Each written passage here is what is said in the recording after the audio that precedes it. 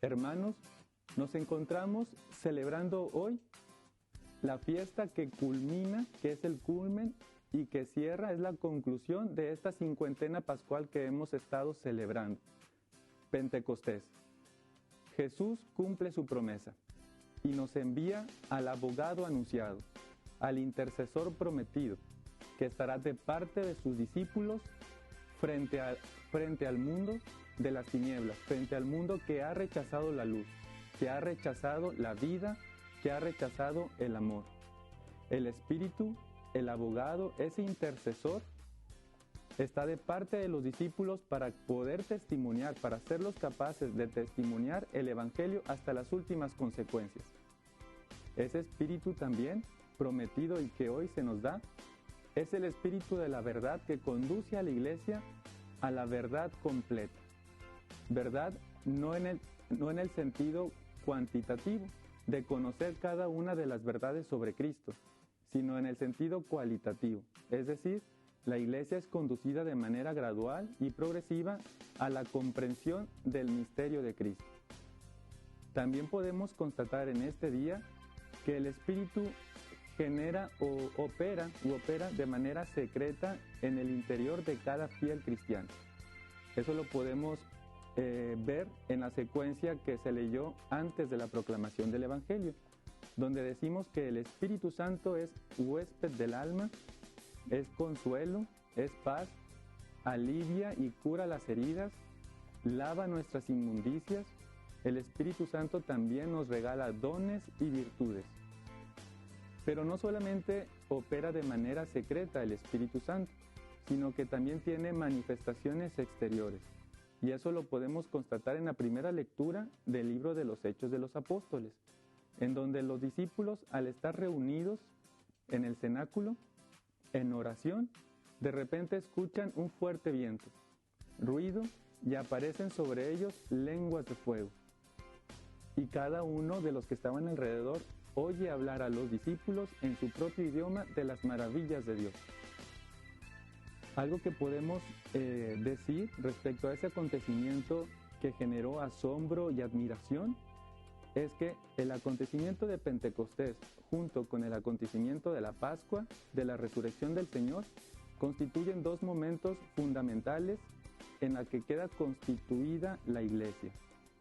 Porque si la Iglesia es una asamblea reunida en torno a Dios, mediante la Pascua los discípulos dispersos en el Viernes Santo quedan de manera definitiva reunidos y reconvocados.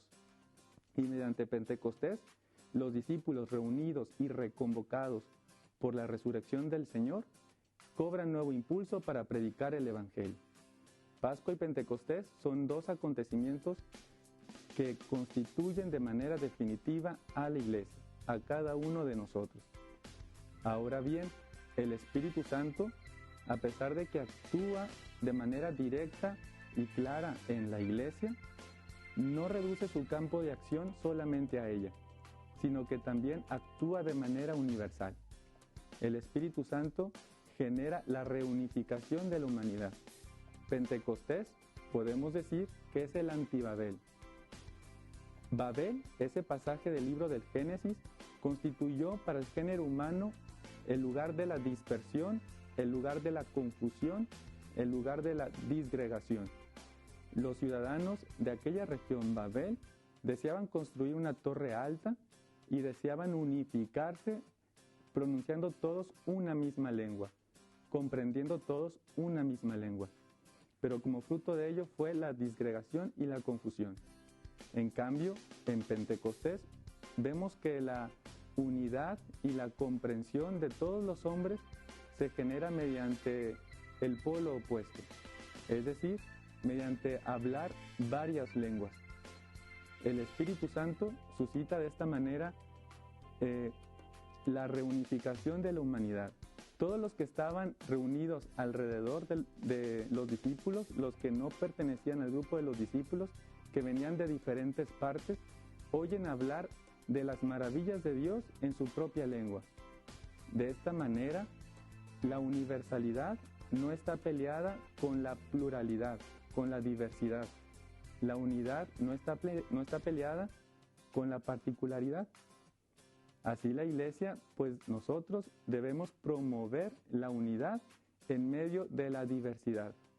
El Espíritu Santo es generador de la unidad y es también generador de la diversidad. Un ejemplo concreto son los sacramentos que recibimos en nuestra iniciación cristiana. En el bautismo, el Espíritu que recibimos, lo recibimos en torno a la unidad. Genera unidad para formar una sola familia, la familia de Dios. En cambio, ese mismo Espíritu que recibimos en el bautismo, en el sacramento de la confirmación, lo recibimos en función de la diversificación, en función de asumir una vocación y una misión. El Espíritu Santo distribuye sus dones como Él quiere. Así, la unidad y la diversidad no se contraponen y son también fruto del Espíritu Santo. Debemos nosotros buscar esa unidad en medio de la diversidad, en medio de nuestras diferencias, para ser signo de la unidad de la Iglesia en medio del género humano.